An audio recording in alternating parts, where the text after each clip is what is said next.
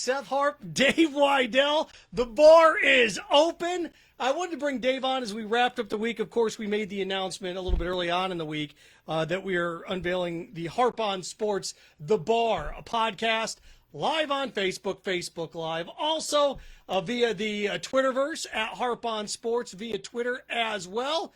Dave, it's all set up. We start every broadcast now by me asking you, what do you think? What do you want?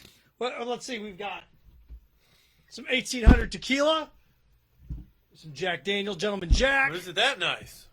I've got Miller Lite. Well, I love the differences between I've got a Budweiser. radio and this technology. A little bit different, isn't it? You know, I was thinking about, do we have a title for this yet? Because I was thinking to play upon the Oscar-nominated movie Once Upon a Time in Jacksonville. That's great. I didn't even think about that. Dave, good to see you again. Good to see you, too. It's good to be back on with you here. It's crazy that, we sit here and we think about this and everything that's, been able to shake down since I've been off the the radio air in 6 weeks. And this organization right now is in full rebuild mode, the Jaguars. It is in full restructure mode, at least. And the A.J. Bouye trade, look, it shows you where they are financially. They were going to keep him around at $15 million. So they sent him packing for a fourth-round pick. The YAnnick Ngakoue situation presents itself, and it's ugly to some extent just because he is hell-bent on, nope, I'm done here. And it kind of hurts your leverage a little bit when it comes to trading him. Because, look, if I'm the Bills, if I'm the Giants, if I'm whomever, I know that you have no leverage and he doesn't want to be there. So Dave Caldwell and Doug Marrone find themselves in a bizarre position, to say the least. They've made their own bed, but you know who was really responsible for making the bed? Tom Coughlin. There's no doubt about it that Tom Coughlin's influence is still affecting this team. Oh, without a doubt. In a very negative way, too. And Ngakoue wanted to be here. He wanted to be with his guys. He wanted to get paid. He knew he was doing what he needed to do on the field in production to be that guy. This year fell off, but I think he summed it up really well the other day in a tweet. Less opportunities, less production, less points. You can't score points if the defense is on the field all the time. It's impossible. His production was going to wane. Fix the camera here a little bit. The Tom Coughlin's J-Fun thing is tonight, the wine tasting. Yes. And Tom is still very, very well liked, but not by this team. And not by the players on the team. And many of the players that he affected directly are gone because of it.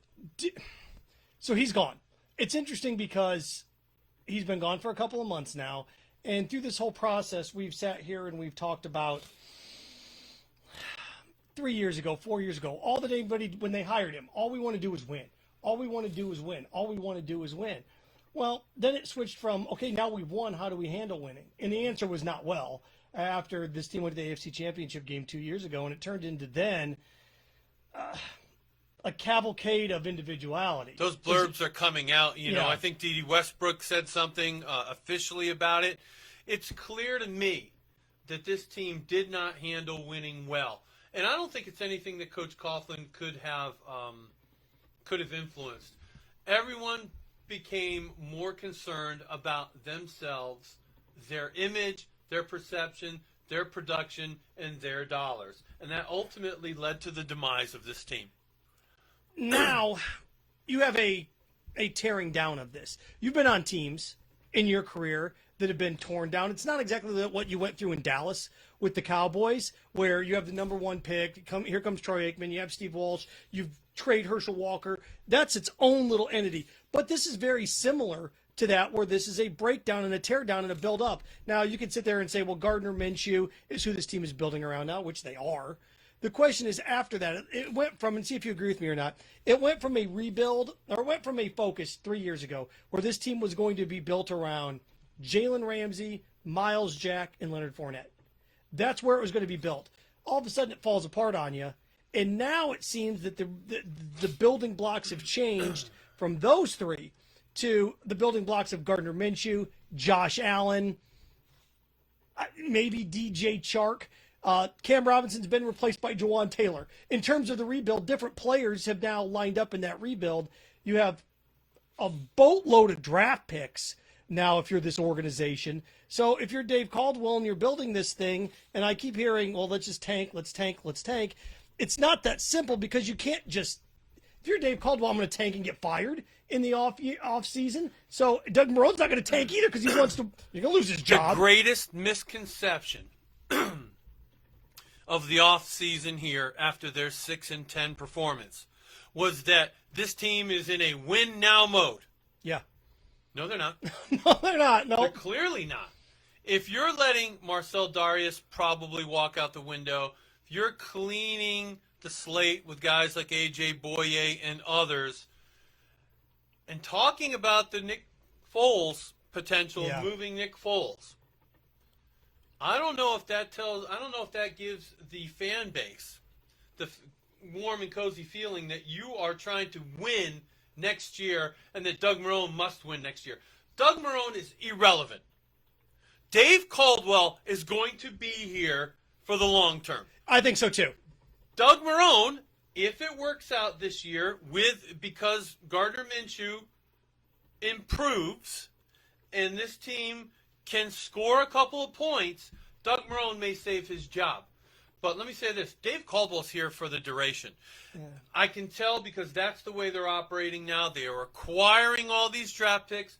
Dave Caldwell is not acquiring these draft picks for the next general manager. He's doing it to secure his future here in Jacksonville. Dave Widell, Seth Harp in the bar here on. See, I'm so used to the call letters and names and numbers. Just the bar on the Harp on Sports Radio Network, Harp on Sports Audio Network. How about that? And as we watch this start to unfold, the Bouye thing, it makes sense. He walks out the door and then sends a message out. Thank you, I've spoken to his people and his agent. Yeah. They love the move. Oh, I would too. Good Absolutely gracious. Love the move. Now, that's good. Remember, the agent that represents both A.J. Bouye and Chris Harris kind of orchestrated this. Chris Harris is going to be out the door. He's gone. John Elway's not going to allow him to stay. A.J. Bouye was a great replacement to move in there. I wonder where Chris Harris will end up, but I bet you he ends up in a place like Kansas City. So what do you do if – okay, now you're Dave Caldwell. You see you got the 9th and 20th pick. A.J. Bouye trade, you get a 4th-round pick. 9 and 20, and then I'm trying to do my math here on this. In the second round, 41, 42. 41 or 42. And then here comes the 3rd round. Then you've got multiple picks in the 4th round. Not to mention next year you have 2 first-round picks, extra picks from later on in the draft because of the Jalen Ramsey trade. It is a rebuild mode. It's not a Bengals rebuild mode where you need to find your quarterback because the Jaguars think they found their quarterback. It's in a rebuild mode like, again, the Bengals are the Redskins because at least you have an offensive weapon in DJ Chark. You have a defensive force in Josh Allen. You have Jawan Taylor on the offensive line. So there's some pieces there. This is going to be the youngest team in the NFL this year.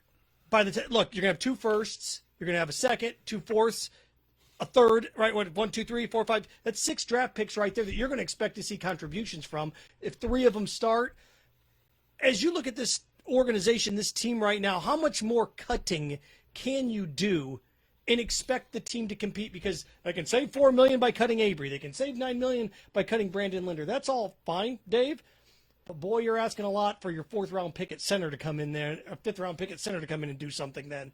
I'm just trying to figure out how much more cutting you can do, and then the team be too young, and then you've got an even bigger mess on your hands. If this team does cut more, then you'll know that they are willing to sacrifice the 2020 NFL regular season to potentially be in the sweepstakes for an incredible quarterback, an incredibly talented quarterback at the top of the draft in 2021, and we're talking about Trevor Lawrence. So, if David Gardner Minshew is in a make or break situation right now. If he improves, they can go to the next level. Okay. Okay. If he doesn't, if he stagnates and stays the same, they could win 4 or 5 games this year. That's true. So you throw him in there and you throw it down and throw his feet to the fire, but you're going to give him the opportunity to prove it. And you're right. If it does get ugly and you're 4-12 and you've got the 5th overall pick or 6th overall pick, there's always There's a silver lining. There's always 3 or 4 quarterbacks that There's a silver lining. nobody thought 12 months ago that Joe Burrow would Right. be the number 1 overall pick, Correct. and here we are. And I just wonder now with this organization what's next, and I'm going to ask you about Bouye next as well, because not Bouye, Yannick Ngakoue, because he doesn't want to be here. No, he's made it clear. They franchised him. Yes. If you are Dave Caldwell, I've always been under the impression that you see what the best deal is possible. He was smart the way he approached the Jalen Ramsey thing. He waited. And then when he got a deal that was too good to refuse, Vito Corleone style, he took it. With Ngakoue, right now you can get him on the cheap because of the... Ngakoue can sit all of September and most of October. Yeah, if he wants to. So there's 3 things you can do with him. You can trade him right now and get 10 cents on the dollar. You can wait until after the draft and then try to make a move. If you do that, then you're not going to be trading him for a draft pick this year. You're going to be trading him for a draft pick next year. You can hold on to him and hit training camp. And let's face it, as much as we sit here and we're such creatures of the moment, the now, it doesn't really matter when you get right down to it if you were there in August. It really, really doesn't matter with where this team is. If this team were where the Texans are right now, if this team where the 49ers are, it'd be different. But where this team is, it doesn't matter if he's in training camp, if he's not going to be here long term. Do you bring him out of training camp and at that point get yourself into a situation where you're hoping you can have another Jalen situation on your hand where you can trade him during the year and get a second in return? There's different things that you can do here if you're Dave Caldwell. If I'm Dave Caldwell and I've got him franchised at $19 million or whatever it is, you're not everybody. I get a first. I get the Bills' first-round pick. I'm going to give you a first-round pick. For him, they're not. I think that's out of the question. But if I am Dave sitting there and I'm picking, if you can get the 43rd overall pick, if you can get a mid-second round pick for him, I think you do it. I do. I think you do it. If you don't, if you're just getting thirds and fourths in terms of offers. No, you make them go to training camp and you make them make a decision on whether or not to play in September or sit. Yeah, and then if you let him go and let him walk all off next season, you let him walk, then you get a compensatory 3rd-round pick between the 2nd and 3rd rounds, and then that was going to be better than you were going to get by trading him anyway. Now, the rub of that is it is $19 million against your cap this year as opposed to trading him. There's a cost to the team for that. Yeah. This is how Ngakoue should play it out. He's made it very clear he's not going to sign a long-term deal here. He didn't say he would not play for the franchise tag number, but I think it's clear that he's not interested. No. He's in the Le'Veon Bell stage right now. Gotcha. He knows that there's someone out there that's willing to pay him the money that's not this team, but maybe not willing to give up the pick and pay the money. So this is how this is going to play out. Ngakoue is going to say all the right things. He will not be here for training camp. He'll report on the final day that he needs to in August to solidify the fact that he gets another credited year when it comes to his pension. I don't believe you'll see Ngakoue playing in September or October, but he will not play the Jalen Ramsey game. He will not say, "Oh, my back hurts." He just won't show up to the games. He will voluntarily forego that prorated amount of the $19 million of the franchise tag money. This is what you've got to realize. If he reports in October, if he reports on the final day in October to maintain that one year for his pension on a credited year, the money that he'll make the remainder of the year by playing a little over half of the year will be 4 times what he made in his original contract. And at the end of that, the Jaguars have to determine whether or not they want to play the game again. And in all likelihood, he will then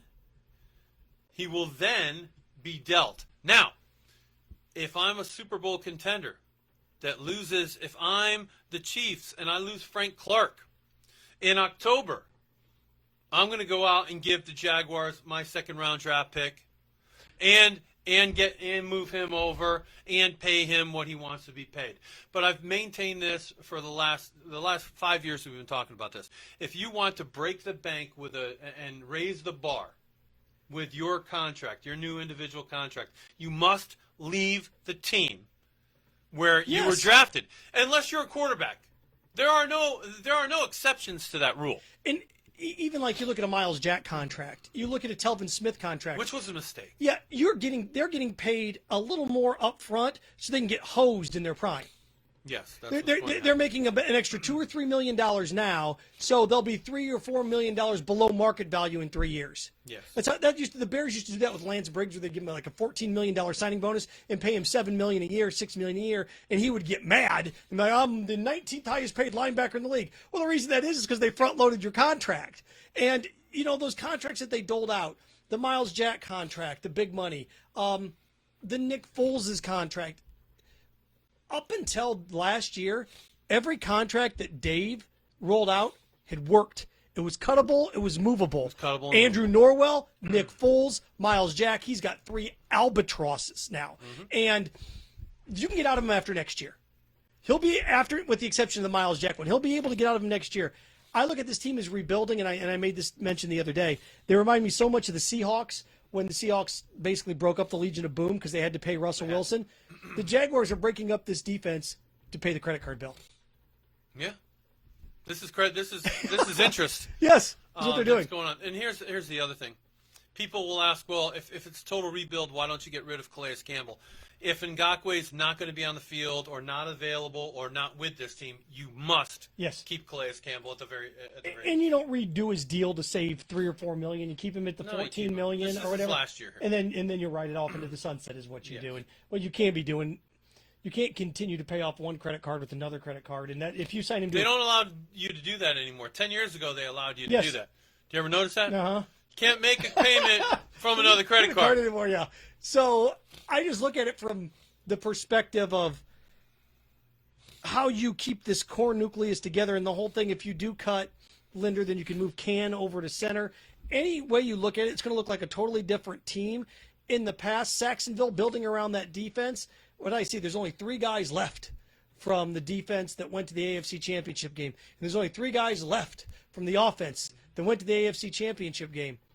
I got news for you. There are not a lot of teams in this league that have more than 5 or 6 players left from 3 years ago that start. Can we talk about some other players who shouldn't be here and talk about the 9th pick? I think the 9th pick is going to be pivotal this year for this team, and we'll talk about who I think they have to target.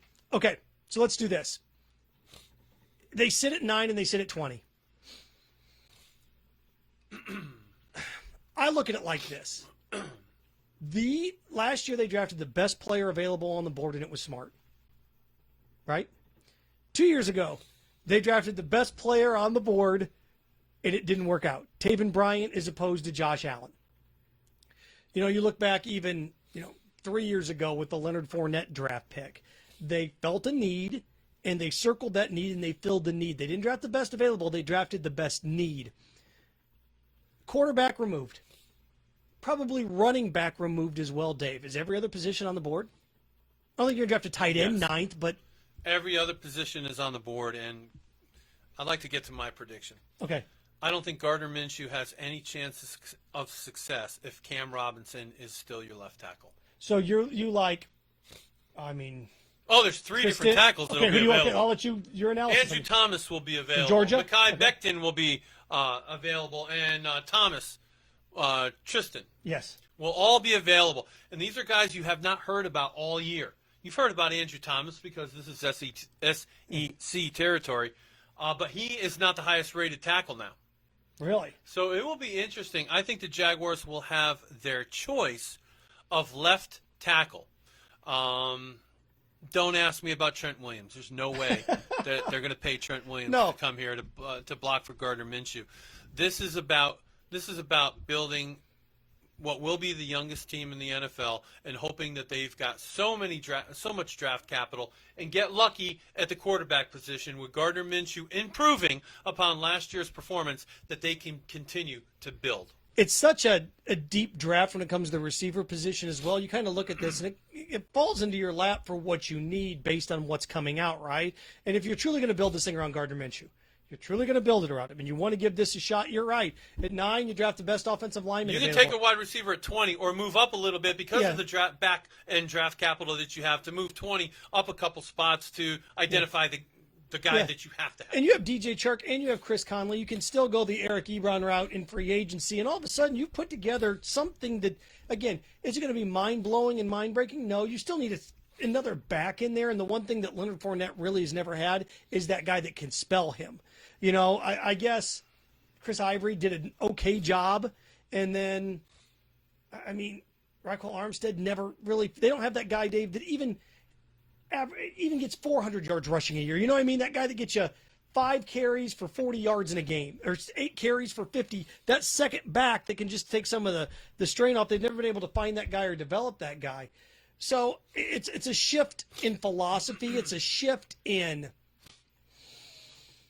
personnel. And the only way that this works in this draft from an organizational standpoint is if somewhere, some way along the line, a conversation has taken place between Shad Khan and Dave Caldwell that consists of, I know it's going to take more than 12 months.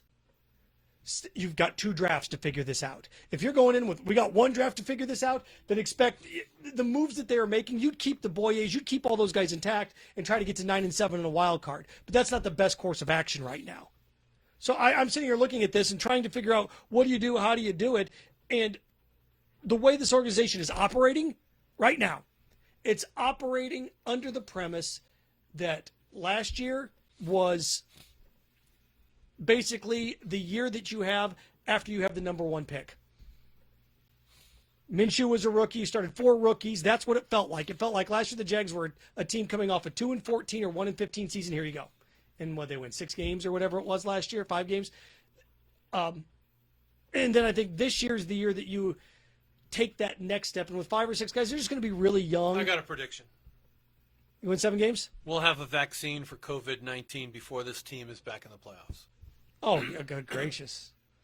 I mean, so, you know, well, they're not going to make it this year. So. No, and you have to make a decision. You have to identify what that decision is and build around that decision, right or wrong. You have to pick something, and we're going to be a running team, we're going to be a throwing, we're going to build this way. You looked around at the postseason this year, you can't try and get caught up in the moment and try to be Patrick Mahomes and the Chiefs, because you're not going to be that. But the Texans with Deshaun Watson, they can make a couple of tweaks and be okay. Mm-hmm. The Niners, great defense, pressure, what they had with Jimmy Garoppolo being able to run the ball, tight end, that's fine. The Titans, boy, that was a one-man band. You lose Derrick Henry, you're caught. I mean, it's totally different. So as this organization builds, to me, it's not exactly the same, but they feel more of the Houston Texans mold now where they're going, at least trying to emulate that. Not exactly, but trying to emulate that, as opposed to, I think under Coughlin, they wanted to be the Titans, what the Titans were last year. Mm-hmm. I think you're seeing a shift now that they're trying to be more like the Texans. I think they're making a mistake in saying this, though. When Doug Marrone came out and said that Nick Foles and Gardner Minshew would compete for the starting role, I think that was a tactical mistake. Okay. I think they need to come out and say Gardner Minshew earned the starting job, kept the starting job, and is our starter. Don't if you're going to deal Nick Foles, you're not going to increase your leverage by pretending that he's competing for the starting role. That's not true. Not here. Nick Foles has plenty of value with teams like the Indianapolis Colts and others. You don't have to play this game. And I think of all the negative things that have gone on this year with the advent of the announcement of 2 games being played in London, Lot J maybe being started, I really think this team owes the fan base some optimism and something to look forward to. I think they need to name Gardner Minshew the starter. And whether they do or whether they don't, in my mind, Gardner Minshew has earned the starting job and should be your starter throughout training camp. You think you're doing that to create the illusion that Nick Foles is still valuable and good and can win this from Gardner? I think it's irrelevant. I think it's irrelevant at this point. What do you with Nick Foles? My contention with Nick Foles at this point is you bring him in, or you don't bring him in. You continue going forward. You don't try. You trade him, and you can't take a $15 million cap hit or $11 million or $20 million, whatever this is. Dave, I think the best course of action with Nick is you bring him into training camp. Here we go, because somebody's going to get hurt somewhere. Somebody will get hurt. And then at that point, I don't care if I get only a 5th-round draft pick for him in return because I can dump the salary at that Here's point. the problem. Here's the only problem. Here's the only limitation. The only reason that's not a good idea. They're not building this offense to fit both Nick Foles and Gardner Minshew. This offense is True. being built as we speak to play upon Gardner Minshew's strengths, not Nick Foles. So, yes, he'll probably, in all likelihood, he'll be on the roster because you have to have a backup quarterback, and it would be hard to dump his salary. However, it's not the right thing to do for the team. It's not the right thing. I think it's interesting because it's been such a ugly 2020 for the organization, from how it ended, Tom getting let go right before Christmas, the announcement that everybody's coming back on New Year's Eve, and then the offseason hits and you look around and look at how far this team is away from Kansas City, how far this team is away from the Texans in just sheer structure and quality and all of those things. And then the one thing, okay, well, the schedule coming out, Lot J, nothing has happened that you can sit there yourself to say, hey, you know what? All right, that's some promise, that's some optimism there. That's a good thing. Now, maybe that changes with free agency, but the Lot J, the one thing that we were told last year with that is that it's going to open in 2 years. Construction's going to begin right when the season ends. Right when the season ends. Right when the season ends. Did you realize in a week it's mid-March? There's nothing going on out there. There's nothing. That's still an asphalt paradise is what that thing is. So, maybe when that gets torn up and you start to see some things go up, but it's tough. Basically what I'm telling you right now, what the Jags are telling the fan base right now is keep exercising, keep working out, you're going to lose weight. And you've been exercising and working out for 10 weeks and you haven't lost a pound. It's like, oh, it's coming, it's coming, it's coming. Well, when is it coming? Well, give me something. And this organization. Why this organization isn't naming Gardner Minshew the starter, isn't putting Gardner Minshew into play all over the community, is beyond me right now. Nick Foles is not your starting quarterback. I don't care if Gardner Minshew throws 24 interceptions in the limited amount of OTAs that this team is allowed to have now. Gardner Minshew is your starter. Gardner Minshew's murals should be up all around town. The Jaguars, whenever they're asked about the offense, should be talking about how excited they are to have a talent like Gardner Minshew. That's what this team should be talking about, because that may be the only ray of hope inside of Jacksonville right now. Do you agree? Let me take a step back here because we're going to wrap this thing up. If you are building this team right now, and you're Dave Caldwell, obviously the mindset has shifted. Mm-hmm. Who are the two guys you're building it around offensively? I know Gardner Minshew's one. Who else are you building it around? It's not Leonard Fournette. Is it DJ? Is it Juwan? Juwan's a tackle. I love Juwan Taylor. We did our radio show together. Juwan Taylor is just the right tackle. Okay. He's not a game changer. He's not a game changer. When you're talking about guys on offense, don't tell me how well Brandon Linder has graded out. It's irrelevant. It's irrelevant. I know. It's got to be skill players. And I'm hoping, this is what I hope. I hope that Gardner Minshew, if you want Gardner Minshew to exceed expectations, get him a tight end. Okay. Get him a tight end. They're out there. Yes. You're going to spend a little money to get a tight end, but he cannot improve significantly with the offense with approximately the same amount of pieces without a tight end. Tight end is the most important skill position that has yet to be filled. And it's interesting about that. There are of any position in the NFL, that is the one that's the toughest to find the elites at. There's only 4 of them, 3 or 4 of them, right? Like the Gronkowski, like the... How about the Gronkowski-Gardner Minshew show? I know. I mean, I know that can't happen. But you're right. There's only 4 elite guys, but 2 of them are available. Travis Kelce. 2 are available. I mean, you got Jimmy Graham. You got Ebron. You can get... If you dump Bouye because you wanted to save that money to go out and get one of those tight ends, I'm okay. And if the cost of that was to dump Calais Campbell, I'd be okay with that too. Defensively, who are you building around now? Well, it's Josh Allen is number 1. Yeah. Hard to say who the number 2 is. Just what's crazy about I think the number 2 might be a draft pick. could be Isaiah Simmons if we don't go tackle and you take a player of that talent level. Dave Widell, Seth Harp, the bar has been open the last half hour. We're going to try to open it up a couple times a week. We do have some plans. Other individuals going to be swinging by the bar over the course of the next few weeks, including Mark Long, Phil Heilman. Dave took us into the weekend, and it was one of these things, a lot of things I thought fell through the cracks this week here locally, and there's so much we could have spent 30 minutes just on A.J. Bouye. We could have spent 30 minutes just on YAnnick Ngakoue. We could have spent 30 minutes on Lot J. All those things are coming over the course of the next few weeks. This is what we're doing now, though. I started out the first show with chocolate milk, but I'm ending it and starting the weekend with, What we do you have want? a Miller Lite, please? You don't want a Mike's Lemonade? Is that, This sound is always a good one. Cheers, good sir. Cheers, everyone, and thanks for joining us today. I appreciate it. You know what we're going to do to wrap this thing up? You can take your time with yours. I am not going to take my time with mine, okay? Cheers, everybody. Have a great, safe weekend, everyone. See what type of display I can put on here.